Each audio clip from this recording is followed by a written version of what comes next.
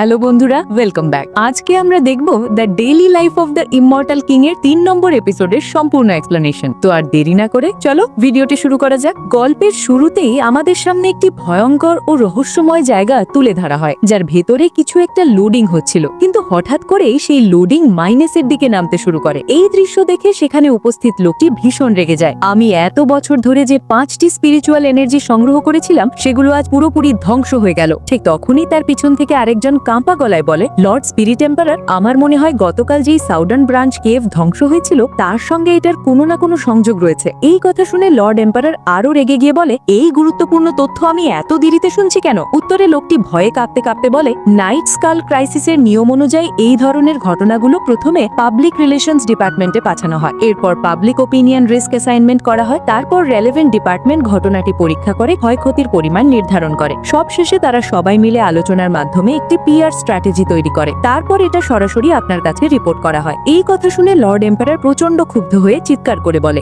এই ফালতু নিয়মগুলো এখানে কে বানিয়েছে? লোকটি ভয়ে মাথা নিচু করে বলে, মাই লর্ড, এই নিয়মগুলো তো আপনি নিজেই তৈরি করেছিলেন, আর এটার নাম দিয়েছিলেন কস্ট কাটিং এফিসিয়েন্সি প্রোগ্রাম। এটা শুনে লর্ড এম্পারার ঠান্ডা কিন্তু ভয়ঙ্কর কণ্ঠে বলে, কাল থেকে আমি যেন তোর চেহারা না দেখি। এই কথা শুনতেই লোকটার শরীর যেন বিদ্যুৎপৃষ্ট হয়ে যায় এবং সে মাটির মতো শক্ত হয়ে দাঁড়িয়ে থাকে। এরপর লর্ড এম্পারার আদেশ দেয়, এক্ষুনি খোঁজ করো কার এত সাহস হয়েছে আমার সিক্রেট কোভ ধ্বংস করার। ঠিক তখনই সেখানে আরেকজন ব্যক্তি উপস্থিত হয়ে বলে, লর্ড এম্পারার, দয়া করে শান্ত হন, আমাদের র্যাট স্কোয়াড একটি গুরুত্বপূর্ণ স্ক্রোল উদ্ধার করেছে। লর্ড এম্পারার সন্দেহের দৃষ্টিতে তাকিয়ে জিজ্ঞেস করে, তুমি নিশ্চিত তো এটা মিথ্যে নয়? লোকটি শান্তভাবে উত্তর দেয়, এই স্ক্রোলটি সরাসরি সোঙ্গাই ফার্স্ট প্রিজন থেকে এসেছে। এই কথা শুনে লর্ড এম্পারার সঙ্গে সঙ্গে খুশি হয়ে যায়। সে তার শক্তি ব্যবহার করে স্ক্রোলটি নিজের কাছে টেনে নেয়, কিন্তু স্ক্রোলটি খুলতেই আমরা সেখানে ওয়াং লিং এবং তার বাবা ওয়াং হাও এর ছবি দেখতে পাই। এরপর দৃশ্য পরিবর্তন হয়ে আমরা ওয়াং হাওকে একটি অন্ধকার ঘরের ভেতরে দেখতে পাই। সে কম্পিউটারের ভিতরে অনলাইনের বিভিন্ন ওয়েবসাইট ঘেটে কিছু একটা দেখছিল, কিন্তু হঠাৎ তার চোখের সামনে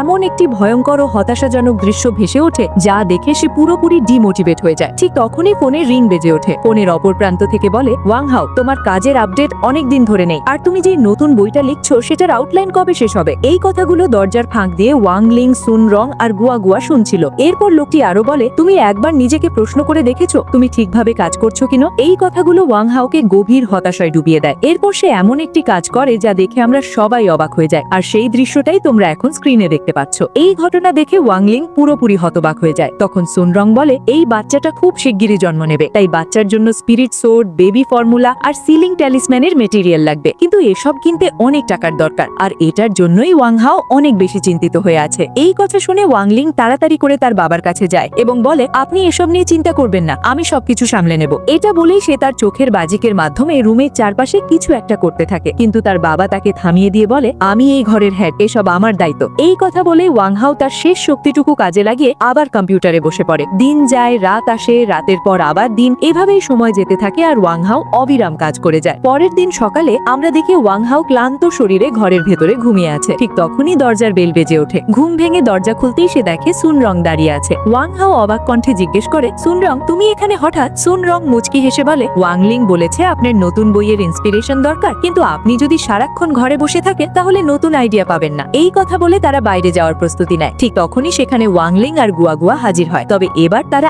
একেবারে ভিন্ন রূপে, কারণ গুয়া গুয়া গাড়ির রূপ ধারণ করেছিল। গাড়ির সামনে দাঁড়িয়ে সুন রং বলে, আজ আমি আপনার গাইড, তাহলে চলুন ইন্সপিরেশন খুঁজতে বেরোই। এরপর গাড়ির দরজা খুলতেই সবাই একে একে ভেতরে ঢুকে পড়ে, কিন্তু ওয়াং লিং ঢোকার সময় হঠাৎ একটি অশুভ শক্তি অনুভব করে আকাশের দিকে তাকায়, কিন্তু সূর্যের আলোয় সে কিছু স্পষ্ট দেখতে না পেয়ে শেষ পর্যন্ত গাড়ির ভেতরে ঢুকে পড়ে। ঠিক তখনই আকাশে একজন রহস্যময় লোককে দেখা যায়। সে কিন্তু তার ম্যাজিক্যাল পাওয়ারের কোনো চিহ্নই পাওয়া যাচ্ছে না, সম্ভবত সে একজন টপ টিয়ার মাস্টার। এরপর সবাই সিট বেল্ট বেঁধে চেন চাওয়ের বাড়ির উদ্দেশ্যে রওনা হয়, আর কিছুক্ষণ যাত্রার পর অবশেষে তারা চেন চাওয়ের বাড়িতে পৌঁছে যায়। তখন চেন চাওয়ের বাবা অর্থাৎ মিস্টার চেন গিয়ে হাসি মুখে বলে, তোমাদের সবাইকে এখানে দেখে আমি সত্যিই খুব খুশি। এরপর তিনি ওয়াং হাও এর দিকে তাকিয়ে বলে, ওয়াং হাও, আমি শুনেছি তুমি একটি নতুন বই লেখার চেষ্টা করছো, কিন্তু ইন্সপিরেশন না পাওয়ার কারণে বইটা শেষ করতে পারছো না। উত্তরে ওয়াং হাও মাথা নেড়ে বলে, হ্যাঁ তুমি ঠিকই। দেখা যায় চেন চাও এবং তার বাবা একটি গোল্ডেন ব্লেড হাতে নিয়ে তাতে এনার্জি সঞ্চয় করতে শুরু করে। কিছুক্ষণের মধ্যেই ব্লেড থেকে শক্তিশালী এনার্জি তৈরি হয়। এরপর তারা নিজেদের বিশেষ পদ্ধতি ব্যবহার করে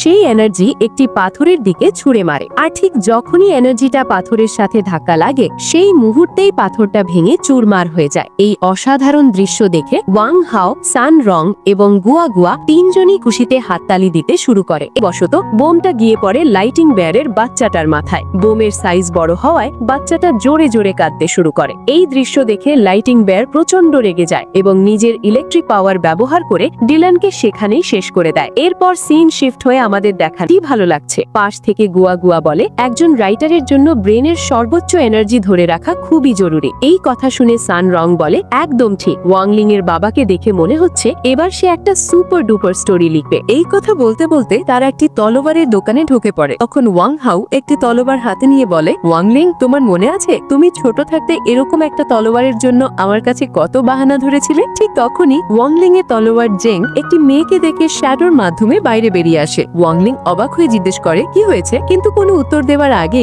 সেই মেয়েটি এক মুহূর্ত দেরি না করে তাদের উপর আক্রমণ করে দেয়। এই দৃশ্য দেখে ওয়াংলিং মুহূর্তের মধ্যেই নিজের তলোয়ার দিয়ে সেই আক্রমণ ঠেকিয়ে দেয়। এরপর সে নিজের শক্তি ব্যবহার করে মেয়েটাকে অনেক দূরে ছুঁড়ে মারে। মাটিতে পড়েই মেয়েটি কান্না জড়ানো কণ্ঠে বলে, তোমার কাছে যে তলোয়ারটা আছে সেটা আমার, আর আমি সেটা না নিয়ে এখান থেকে যাব না। এই কথা বলে সে ওয়াংলিং এর ওপর একের পর এক আক্রমণ করতে থাকে। তাদের তীব্র লড়াইয়ের কারণে পুরো জায়গাটায় ভয়ঙ্কর ঝড়ো বাতাস সৃষ্টি হয় এবং আশেপাশের মানুষজন আতঙ্কে এদিক ওদিক ছুটোছুটি করতে শুরু করে। মেয়েটি ওয়াংলিং এর হাতে থাকা তলোয়ারটির দিকে তাকিয়ে বলে, তুমি এত নিষ্ঠুর কিভাবে হতে পারো? তুমি চলে যাবার পর থেকে আমার সাথে একবারও দেখা করতে আসোনি। অন্যদিকে ওয়াংলিং কোনো কথা না বলে শুধু নিজেকে তার আক্রমণ থেকে রক্ষা করতে থাকে। তখন মেয়েটি ক্ষোভে ফেটে পড়ে বলে, তুমি একটা কথাও বলছো না? আমি তোমাকে নিজের পরিবার ভেবেছিলাম, কিন্তু তুমি আমাকে কিছুই ভাবনি। দূর থেকে সানরং এই ভয়ঙ্কর লড়াই দেখছিল, কিন্তু সে কিছুই করতে পারছিল না। এরপর মেয়েটি নিজের সর্বশক্তি ব্যবহার করে ওয়াংলিং এর উপর শেষ এক আক্রমণ চালায়, কিন্তু ওয়াংলিং সেই আক্রমণ এক হাতেই ঠেকিয়ে দেয় এবং ঠান্ডা গলায় বলে, তুমি শান্ত হও। এই কথা বলে সে মেয়েটির পেটে জোরে একটি পাঞ্চ করে এবং তাকে অনেক দূরে ছুঁড়ে ফেলে দেয়। এই দৃশ্য দেখে ওয়াং হাও সামনে এগিয়ে যেতে চায়, কিন্তু তখনই ওয়াংলিং তাকে থামিয়ে বলে, বাবা, এটা আমি খুশি, কিন্তু এখানে সবচেয়ে বড় বিপদটা হচ্ছে তুমি নিজেই। এই কথা শুনে ওয়াংলিং কিছুই বুঝতে পারে না। সে চুপচাপ তার বাবার দিকে তাকিয়ে থাকে। এরপর ওয়াং হাও মেয়েটির কাছে গিয়ে আবেগী কণ্ঠে বলে, আমাকে ক্ষমা করে দিও, সেদিন আমি ইচ্ছে করে তোমাদের আলাদা করতে চাইনি। আমি শুধু একজন বাবা হয়ে আমার ছেলের বলে এখন এসব বলে কোনো লাভ নেই। ঠিক তখনই হঠাৎ করে অনেকগুলো অদ্ভুত পোশাক পরা লোক চারদিক থেকে তাদের ঘিরে ফেলে, আর ডিলেন সেই মেয়েটার উপর আক্রমণ করার জন্য এগিয়ে আসে। কিন্তু ঠিক সেই মুহূর্তেই ওয়াংলিং এর তলোয়ার মেয়েটার শরীরের ভেতরে প্রবেশ করে। মেয়েটি ধীরে ধীরে আকাশের দিকে ভেসে ওঠে আর চারপাশে নীল রঙের স্পিরিচুয়াল এনার্জি ছড়িয়ে পড়তে থাকে। এই এনার্জির প্রভাব এতটাই ভয়ঙ্কর ছিল যে আক্রমণকারীরা ঠিকমতো দাঁড়িয়ে থাকতে পারছিল না। এমনকি ডিলেনও নিজের ম্যাজিক্যাল এনার্জি ব্যবহার করে খুব কষ্টে সেখানে দাঁড়িয়েছিল। এরপর মেয়েটি এবং তলোয়ার দুজনে একসাথে মাটিতে নেমে আসে, কিন্তু সম্পূর্ণ নতুন একটি তলোয়ারে রূপান্তরিত হয়ে। তারা মাটিতে নামার সঙ্গে সঙ্গেই চারপাশে নীল রঙের ভয়ঙ্কর স্পিরিচুয়াল এনার্জি ছড়িয়ে পড়ে। এই দৃশ্য দেখে ওয়াং হাও অবাক হয়ে বলে, এখানে এইমাত্র কি হয়ে গেল? আমি তো কিছুই বুঝতে পারলাম না। উত্তরে ওয়াংলিং বলে, ওই মেয়েটা আর তলোয়ার একসাথে একত্রিত হয়ে গেছে। পাশ থেকে সানরং কৌতূহলী হয়ে জিজ্ঞেস করে, একত্রিত হওয়ার পর ওদের নাম কি হবে? ওয়াংলিং শান্ত কণ্ঠে বলে, এখন তারা আগের চেয়ে অনেক বেশি শক্তিশালী, তাই আজ থেকে তাদের নাম হবে জিংবাই। এরপর জিংবাই ধীরে ধীরে মাটিতে নেমে আসে। তার এই নতুন রূপ দেখা মাত্রই চারপাশের সব আক্রমণকারী ভয় কাঁপতে শুরু করে। জিংবাই ওয়াংলিংকে জিজ্ঞেস করে, মেয়েটা একা এতগুলো মানুষের সাথে লড়াই করে পারবে তো? ওয়াংলিং আত্মবিশ্বাসের সাথে বলে, চিন্তা করবেন না, জিংবাই এখন আগের চেয়ে অনেক বেশি শক্তিশালী। এই কথা বলার পর আমরা স্ক্রিনে দেখি তাদের পেছন থেকে একের পর এক ভয়ঙ্কর বিস্ফোরণ হতে থাকে। আর এখানেই শেষ হয়ে যায় the daily life of the immortal king এর 3 নম্বর এপিসোডের এক্সপ্লেনেশন। কিন্তু প্রশ্ন হলো, জিংবাইয়ের এই ভয়ঙ্কর শক্তির আসল রহস্য কি? আর ওয়াংলিং কি বুঝতে পারবে আসল বিপদটা কোথা থেকে আসছে? নাকি পরের এপিসোডে এমন কিছু ঘটবে যা পুরো কাল্টিভেশন জগৎকে উল্টে দেবে? এই সবকিছুর উত্তর জানতে হলে দেখতে হবে পরবর্তী এপিসোড। ভিডিওটি তোমাদের কিরকম লেগেছে সেটা অবশ্যই কমেন্টে জানিও। দেখা হচ্ছে পরের একটি ভিডিওতে। ততক্ষণ ভালো থেকো, সুস্থ থেকো, আল্লাহ হাফেজ।